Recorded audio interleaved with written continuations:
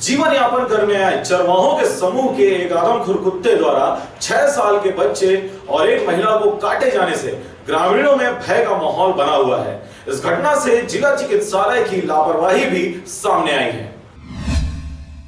जीवन यापन करने आए चरवाहे जो भेड़ बकरी ऊंट चराकर अपना जीवन यापन करते हैं, अपनी सुरक्षा के लिहाज से अपनी और जानवरों की सुरक्षा के लिए पालतू कुत्ते भी साथ में रखते हैं जो हर समय उनके साथ ही रहते हैं। लेकिन जिला मुख्यालय के समीप ग्राम निवासपुर में चरवाहे समूह के पालतू कुत्तों के आतंक से ग्रामीणों में दहशत व्याप्त है। जानकारी के अनुसार ग्राम निवासपुर के बस्ती से चरवाहे का समूह जानवरों को लेकर गुजर रहा था। उसी दौरान उनके कुत्ते द्वारा एक 6 वर्ष के बच्चे और एक महिला को बुरी तरीके से काट लिया गया, जिससे दोनों ही गंभीर रूप से घायल हो गए।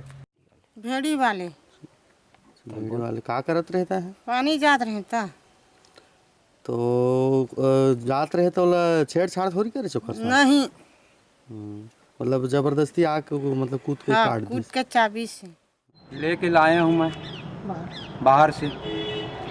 डॉक्टर के पास नहीं मिला तो चिट्ठी लिख के दिया वो, फिर नरेंद्र मेडिकल से लाया हूँ। कितने का आया? और 320 रुपये का आया। इलाज करवाने के लिए गए थे तो 2-3 घंटे से घुमा रहे थे, वो दवाई नहीं है वो नहीं है ऐसे कहा था, हम लोग घुमा रहे थे। उसके बाद स्मार्ट कार्ड लाओ तो हम ऐसे करेंगे वो करेंगे कि एक दिन बोलते रहे। घायलों को उपचार के लिए आनन फानन में जिला हॉस्पिटल लाया गया, जहां पर घायलों को उपचार के लिए कई घंटों तक भटकना पड़ा। जिला हॉस्पिटल में हालत इतने बद से बदतर है कि घायलों के लिए एंटी रेबीज का टीका भी उपलब्ध नहीं था। ड्यूटी में उपस्थित डॉक्टर द्वारा परिजनों से बाहर से टीका मंगवाकर घायलों को लगाया गया। हमारे संवाददाता द्वारा जब इसके बारे में जिला हॉस्पिटल के मुखिया से बात की गई तो उनके द्वारा एंटी रेबीज का टीका नहीं होने की बात कबूली गई। फिर मरीज के परिजनों द्वारा बाहर से टीका खरीदने की बात को जानकारी में नहीं है बोल मामले से बचते दिखे।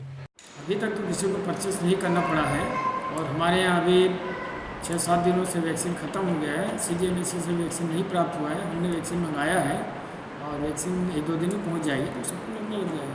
आपने कहा कि परचेस नहीं किया, नीचे 2 लोग परचेस करके आज ही टीके लगाए हैं। नहीं, ये नई जानकारी नहीं है। तो आप जानकारी में आती तब जानकारी में आती तो उसकी व्यवस्था कराते हैं। जिससे साफ दिखाई देता है कि हमारे जिले के अधिकारी कभी न उठने वाले गहरी नींद में सोए हुए हैं, जिसका खामियाजा गरीब व असहाय वर्ग भुगतते हैं।